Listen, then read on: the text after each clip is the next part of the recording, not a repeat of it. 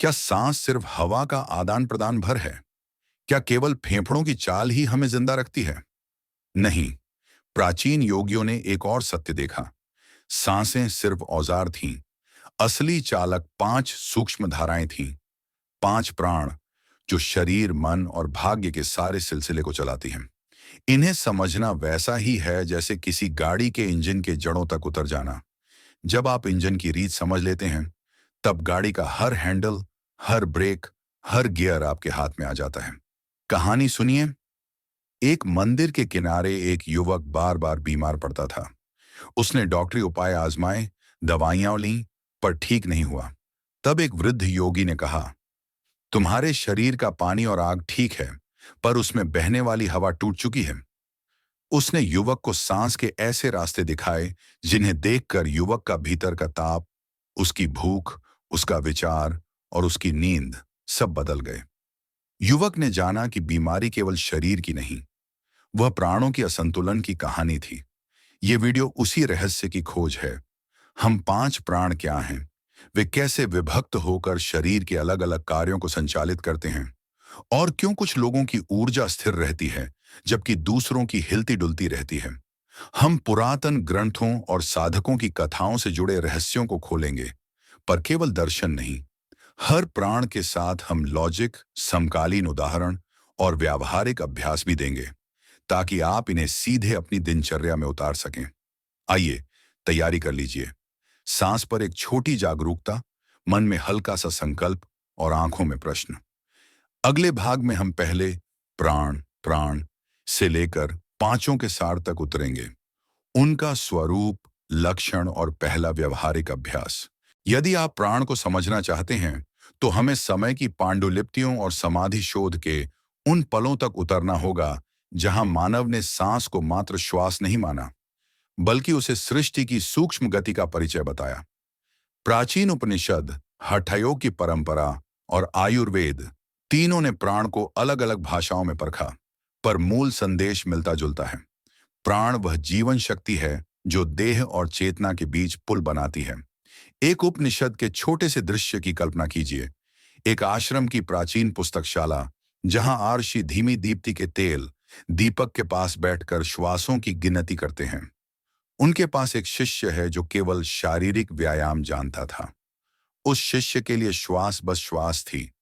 पर जब आर्षि ने उसे सांस की सूक्ष्मता सिखाई, तब वही शिष्य कुछ दिनों में सूक्ष्म जड़ बदलाव का अनुभव करने लगा। उसकी नींद सुधरी, पाचन हल्का हुआ और मन की चंचलता शांत हुई। यह अनुभव ग्रंथों में अनगिनत रूपों में दर्ज है। प्राण की उपस्थिति का प्रयोग केवल ध्यान में नहीं, जीवन के हर अंग में देखा गया। आयुर्वेद ने प्राण की भाषा अलग दी। यहां प्राण को जीवन दोष का एक भाग माना गया। वात, वायु का सूक्ष्म रूप, जो शरीर के चारों ओर घूमता है और भौतिक प्रक्रियाओं को नियंत्रित करता है। हठयोग परंपरा में प्राण 5 धाराओं में विभक्त किया गया। प्राण, अपान, समान, उदान और व्यान, और हर धारणा का कार्य, दिशा और लक्षण स्पष्ट किए गए। तंत्र ग्रंथों में भी प्राण का महत्वपूर्ण स्थान है। वहां इसे नाद और ऊर्जा के रूप में देखा गया, जो मणियों, चक्रों और नाड़ियों को चिरस्थायी रूप से प्रभावित करता है। ऐतिहासिक दृष्टि से भी यह रोचक है कि जहां एक और रोग चिकित्सा के युगों में प्राण को पाचन, उत्सर्जन और जीवन रक्षक प्रक्रियाओं के साथ जोड़ा गया, वहीं आध्यात्मिक साधनाओं में इसे चेतना की कड़ी के रूप में माना गया, जिसे नियंत्रित कर साधक अगाध ध्यान और सूक्ष्म अनुभव प्राप्त कर सकता है। कई ऋषियों का सामान्य कथानक यही है। पहले शरीर को सुधारा गया, साधना, आहार, स्वच्छता, फिर श्वास के स्वरूप में परिवर्तन लाकर चेतना को विस्तृत किया गया। यह क्रम विवेक से डिजाइन किया गया, क्योंकि बिना स्थिर शरीर और संयमित इंद्रियों के प्राण की सूक्ष्म साधना संभव नहीं। यह भी ध्यान दें कि प्राण की परंपरा केवल भारतीय नहीं थी। प्राचीन सभ्यताओं में भी जीवन शक्ति के समकक्ष विचार मिलते हैं।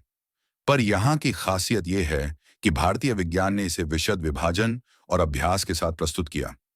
नाड़ी नक्षत्र, चक्र संकेतन और प्राणायाम के विशेष क्रम, यही तकनीकी भंडार आज भी योग कक्षाओं, आयुर्वेदिक चिकित्सालयों और सन्यासी कठोर साधनाओं में उपयोग होता है।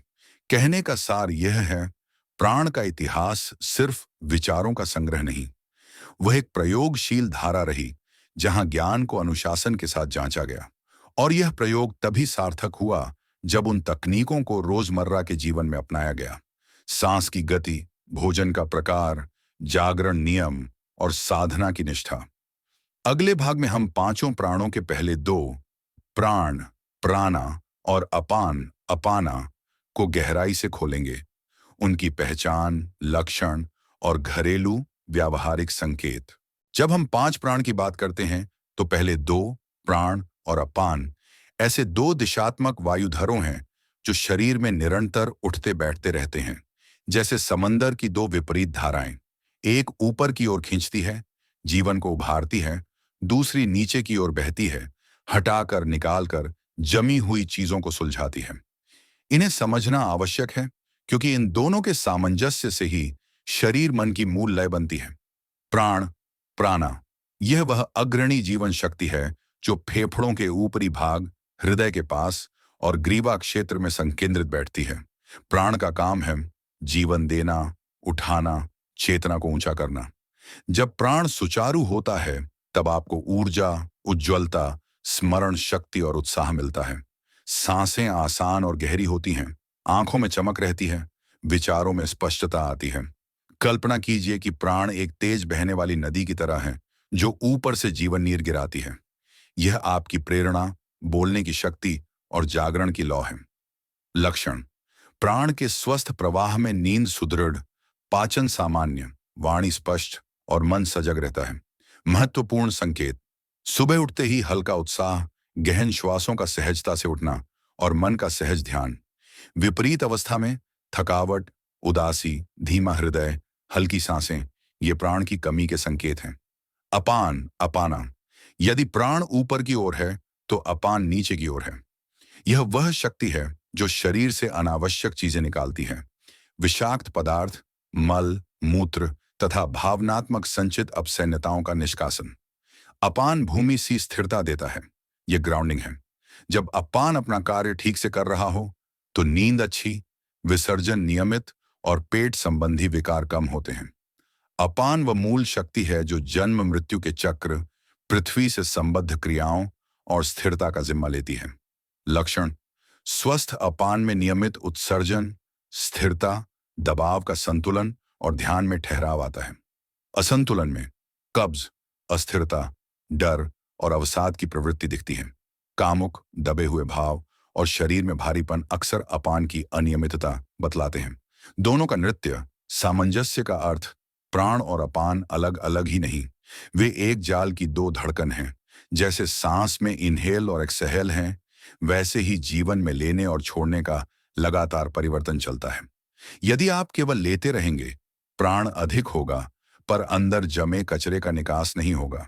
यदि आप केवल छोड़ते रहेंगे, अपान अधिक सक्रिय होगा, पर ऊर्जाहीनता आ सकती है। इसलिए योग और प्राणायाम का पहला लक्ष्य यही होता है, इन दोनों को तालबद्ध करना। एक सरल एनालॉजी सोचिए, आपके घर में पानी आने वाली नली प्राण और बाहर जाने वाली निकासी पाइप अपान। अगर पानी आए बिना निकासी बंद हो तो फ्लड होगा, और निकासी ठीक पर पानी ना आए तो सूखापन। दोनों का समन्वय ही स्वच्छ घर देता है। सूक्ष्म संकेत और आत्म परीक्षण क्या देखें? सुबह उठकर आंख खोलते ही 30 सेकंड के लिए अपनी सांस की गिनती करें। क्या श्वास सहज, गहरी और मुक्त है? यदि हाँ, प्राण अच्छा है। दिन के अंत में ध्यान से देखें, पेट की क्रिया नियमित है। यदि नहीं, अपान पर ध्यान दें। भावनात्मक स्तर पर देखें, क्या आप जल्दी घबरा जाते हैं या धीमे, भारी मन के साथ रहते हैं? घबराहट प्राण की असंतुलता भी दर्शा सकती है। भारीपन अपान की अधिकता। अल्प प्रयोग, तुरंत महसूस होने योग्य। प्राण के लिए 3 बार धीरे धीरे गहरी नासिकीय श्वास लें। हर बार सांस को हल्का सा रोकें। नाभि के ऊपर हल्की गुरुत्वाकर्षण भाव, फिर छोड़ें। इस सरल अभ्यास से हृदय क्षेत्र में प्राण का संचार महसूस होगा।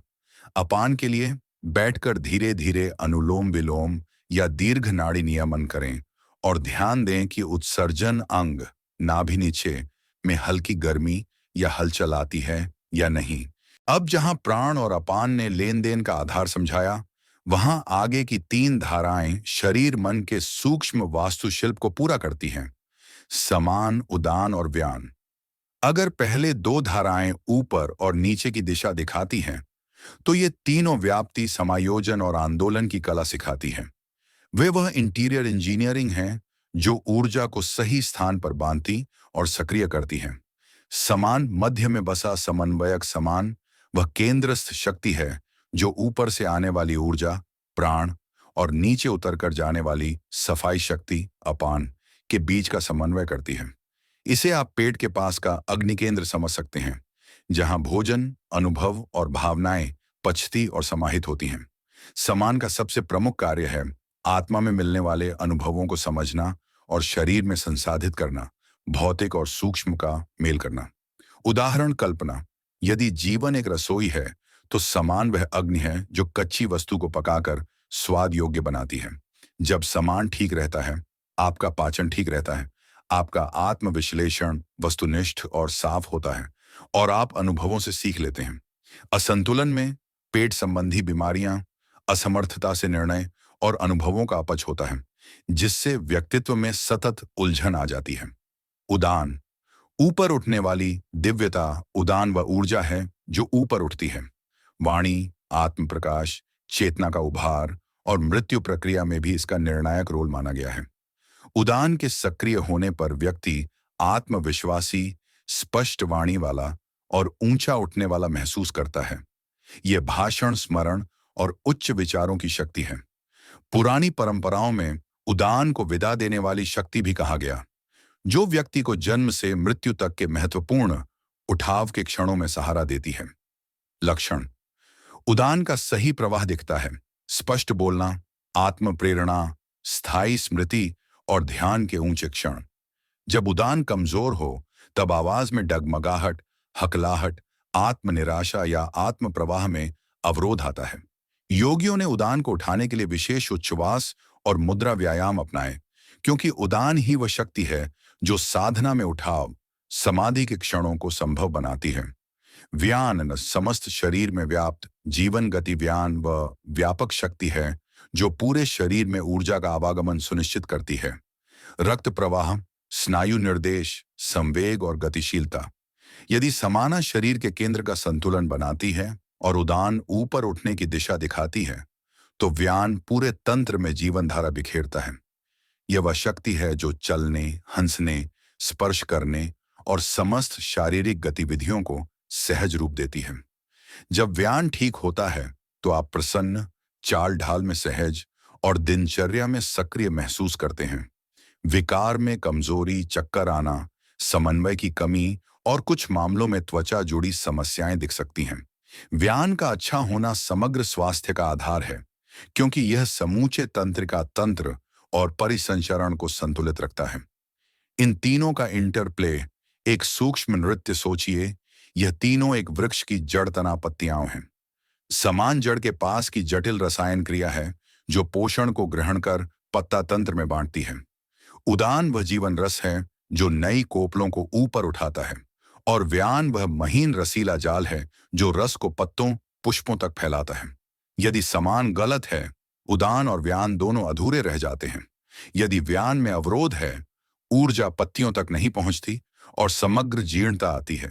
विवेकपूर्ण संकेत और घरेलू जांच। समान की जांच, खाने के बाद तुरंत ऊर्जा का अनुभव, ठीक पाचन, जी में चलाना या भारीपन न होना। उदान की जांच, बोलते समय स्पष्टता, आत्म प्रेरणा और छोटे ध्यान के क्षण।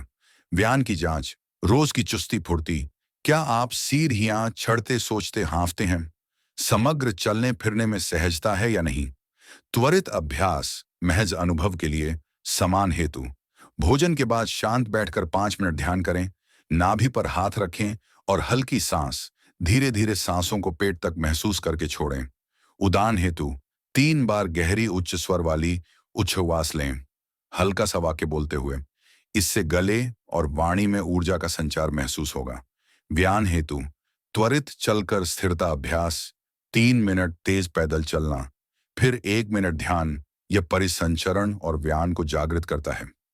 इन 3 धाराओं का सही समायोजन आपके अंदर न केवल शारीरिक संतुलन लाता है, बल्कि मानसिक स्पष्टता, भावनात्मक स्थिरता और आध्यात्मिक उठान को भी संभव बनाता है। अगले भाग में हम व्यावहारिक अनुप्रयोगों, प्राणायाम विधियों, आहार और दैनिक रूटीन के विशेष निर्देश देंगे, ताकि आप पांचों प्राणों को महसूस करके नियंत्रित कर सकें। अब जब आप पांच प्राणों का सैद्धांतिक नक्शा समझ चुके हैं, समय है उन्हें अपने शरीर में जागृत करने का। न तो ताश के पत्तों जैसा नुक्कड़ प्रयोग, न ही अंधानुकरण, बल्कि सरल, क्रमबद्ध और सुरक्षित अभ्यास जो रोजमर्रा में उतर सके। नीचे दिए अभ्यास और रूटीन पांचों प्राणों, प्राणा, अपना, सामाना, उदाना, व्याना को संतुलित करने के लिए डिजाइन है। हर अभ्यास के साथ लक्ष्य, विधि, अवधि और सावधानी बताई गई है। अब जब आप पांच प्राणों का सैद्धांतिक नक्शा समझ चुके हैं, समय है उन्हें अपने शरीर में जागृत करने का। न तो ताश के पत्तों जैसा नुक्कड़ प्रयोग, न ही अंधानुकरण, बल्कि सरल, क्रमबद्ध और सुरक्षित अभ्यास जो रोजमर्रा में उतर सके। नीचे दिए अभ्यास और रूटीन पांचों प्राणों, प्राणा, अपना, समाना, उदाना, व्याना को संतुलित करने के लिए डिजाइन है। हर अभ्यास के साथ लक्ष्य, विधि, अवधि और सावधानी बताई गई है।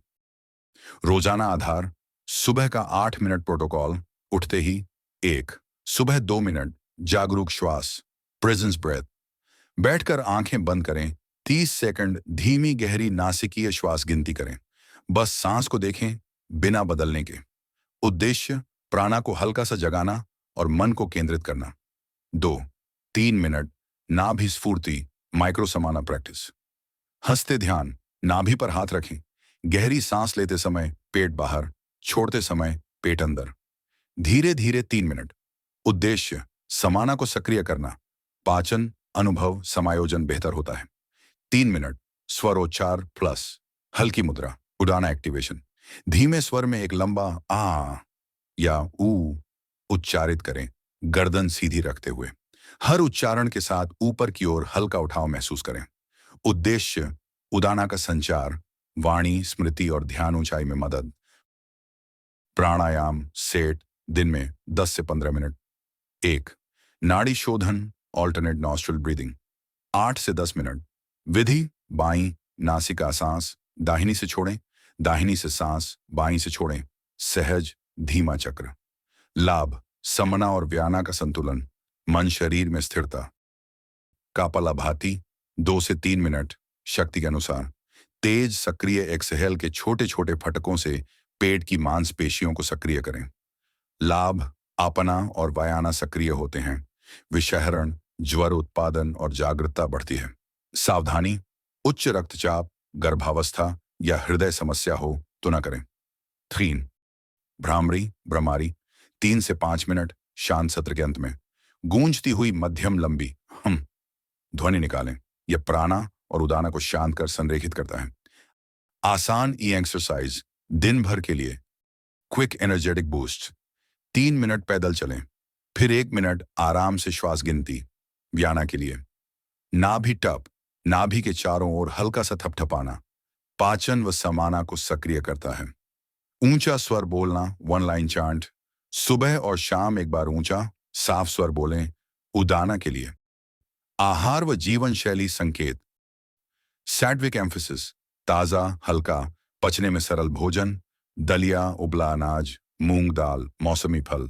हाइड्रेशन एंड रेगुलरिटी, पर्याप्त पानी, भोजन समय नियमित रखें, सामना के लिए। ओवर स्टिम्युलेशन से बचें, भारी तेलीय, अत्यधिक मसालेदार और अत्यधिक प्रोसेस्ड भोजन से प्राणा और व्याना में अवरोध बढ़ता है।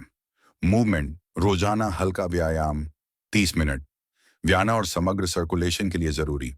मानसिक भावनात्मक उपाय और सुरक्षा, मन का निरीक्षण, अचानक भावनात्मक उभार पर तुरंत प्राण आधारित शांति, 10 धीमी गहरी सांसें। नजदीकी समस्या, यदि कोई गंभीर मानसिक विकार, घबराहट या शारीरिक रोग है, पहले चिकित्सक, योग चिकित्सक से सलाह लें। आत्म प्रयोगों से बिगड़ने पर तुरंत रोकें। धीरे बढ़ाएं, प्राणायाम की अवधि धीरे धीरे बढ़ाएं।